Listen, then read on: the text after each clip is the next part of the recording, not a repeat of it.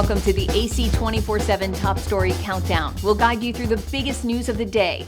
Our focus, advocating our rights, advocating health, and advocating Earth. Here's our pick for number 4. Donning his flak jacket, Pastor Igor Yershov of the Protestant Bethlehem Christian Church prepares for his rounds. Today he's conducting services in the village of Maximilianivka, just a few miles from Russian lines. Church is a hurried affair, just 45 minutes of no-frills sermon and prayer. To tarry is dangerous. A Russian artillery shell recently landed next door, spraying shrapnel on the walls, destroying the roof, shattering the windows. Yet when the faithful emerge, there is momentarily a sense of serenity. It calms your soul, says Natalia. We feel that we're with God and that He protects us. But for the handful of residents, Maximilianivka is a ghost town. The few still here depend upon the kindness of others for their sustenance, including bread brought by Pastor Igor, 1 loaf per person. Once a week, every Sunday, this is the only time these people can get fresh bread that's still warm. But man cannot live on bread alone. Today, says Pastor Igor, hope is the most precious thing for people here on the front lines.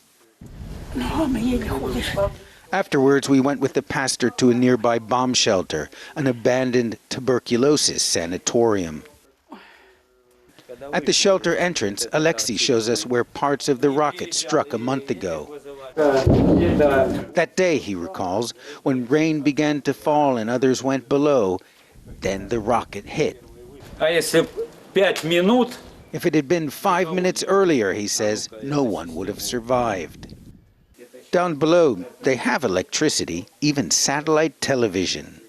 Anna distracts herself by cooking. She never leaves the shelter. It's horrible, she tells me. 3 times shells exploded next to me. Once when I was at home, one exploded nearby. I was alone. Everything was smashed. Now I can't go outside even for 5 minutes. Here there is shelter, but no peace of mind. TheAdvocateChannel.com looks at the world through the lens of equality and inclusion. Subscribe, like, and share now. AC 24/7's Top Story Countdown continues with our producer's pick for number 3. On Monday, oil prices suddenly spiked after a shocking announcement by OPEC Plus and its allies saying they would cut output.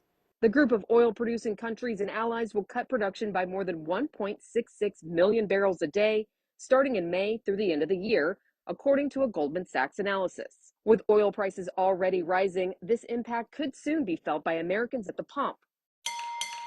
On Monday, the national average for a tank of regular gas came in at just under $3.51 a gallon, according to AAA. Whenever we see crude oil rise, 9 times out of 10, we're going to see an increase in gas prices. That can be anywhere between 3 cents to 10 cents. So what does this mean for those planning to gas up and hit the road this spring break and summer? It's about gassing up and monitoring what your gas prices are going to be along your road trip, depending on where you're going.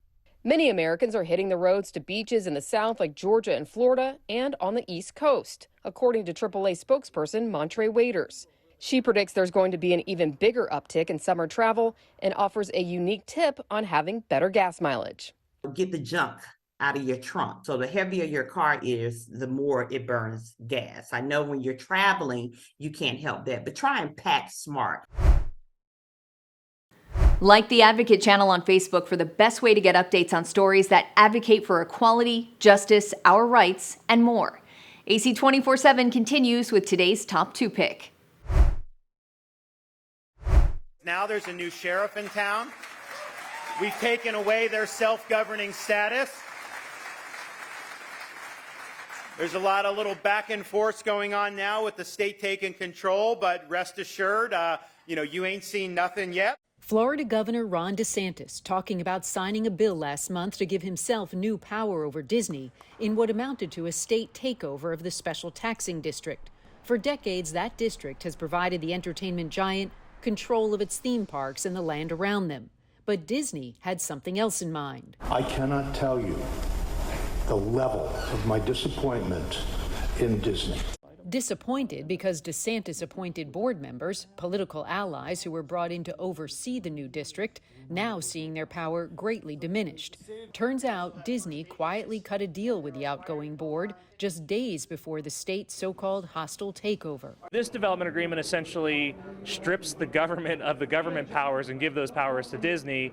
On February 8th, as the Florida legislature met in a special session, Disney and the previous board hammered out a series of agreements to transfer nearly all of the district's powers to Disney for the next 30 years. In fact, the board can't take action in some cases without first getting approval from the company. It was done to prevent us from doing our job. And that is offensive to me. The terms spelled out in one agreement signed by the outgoing board restricts the new board from using Disney's fanciful characters until 21 years after the death of the last survivor of the descendants of King Charles III, King of England. This essentially makes Disney the government. I cannot imagine Orange County, Osceola County, the city of Orlando, or any other central Florida government allowing or agreeing to allow any private developer or property owner to have this sort of control over a government and the officials that run it. Our attempts to reach any of the board members, new and old, were unsuccessful. Governor DeSantis' office did send us a statement saying the governor is aware of Disney's last-ditch efforts. And in this letter DeSantis' office sent us today, the governor is requesting the state's inspector general launch a criminal and civil investigation into actions taken by the outgoing board. These collusive and self-dealing arrangements aim to nullify the recently passed legislation, the letter says, adding the deal appears to suffer from serious legal infirmities, including, among other things, inadequate notice. Despite that, Disney is standing firm, telling CNN all agreements signed between Disney and the district were appropriate and were discussed and approved in open, noticed public forums in compliance with Florida's Government in the Sunshine Law. In fact, the notes from that February 8th meeting include the notice of meeting that was published in the Orlando Sentinel newspaper on January 27th, alerting readers that a final public forum on the issue was scheduled for February 8th. Also included in the meeting notes, receipts for advertising the public forum. Follow the Advocate channel on Twitter and Instagram to stay updated on stories that matter every day. Here's our #1 story of the day. Take a look. Former President Donald Trump walking into his historic arraignment on more than 30 charges related to business fraud. Tuesday's legal proceedings relatively short, but its impact on American history seismic, unprecedented. Trump is now the first ever former or sitting president to be criminally charged. The charges center on a 2016 hush money payment to adult film star Stormy Daniels, facilitated by his then personal lawyer and fixer, Michael Cohen, who was convicted for his role in that payment and testified to the New York grand jury against his former boss. Michael Cohen did time for a crime that the federal prosecutors in Manhattan said Donald Trump directed him to do, and it was only for his benefit. And so Michael Cohen did the time. Now it's time for equal justice. Trump is already looking ahead towards a possible trial, posting Tuesday morning that it should be moved to Staten Island because Manhattan would be, quote, very unfair. Security around the New York City courthouse was ramped up ahead of Tuesday's arraignment, with overall peaceful crowds gathering both for and against Trump, including a brief appearance by one of his most vocal allies on the Hill. This is the former president of the United States of America. And the government has been weaponized against him. He is not above the law. He should not be above the law. The analysis of whether or not he is or is not a former president should be irrelevant.